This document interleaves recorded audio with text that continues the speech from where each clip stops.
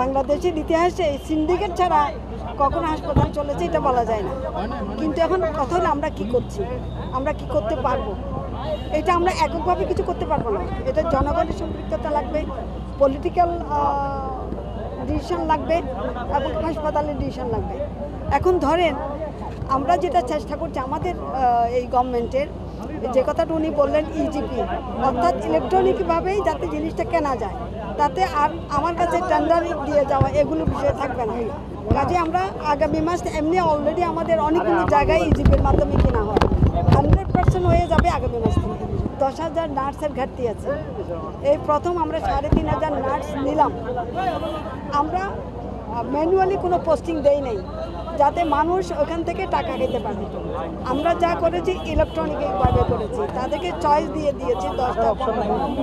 তার মধ্যে মেধা অনুযায়ী আন্দোলনটা হয়েছিল মেধার জন্য। কাজে মেধাভিত্তিক, যার মেধা যত ভালো সে তার পছন্দের জায়গায় যেতে পারবে বেশি, আর যার মেধা একটু কম সে তুলনামূলকভাবে অন্য জায়গায় যাবে।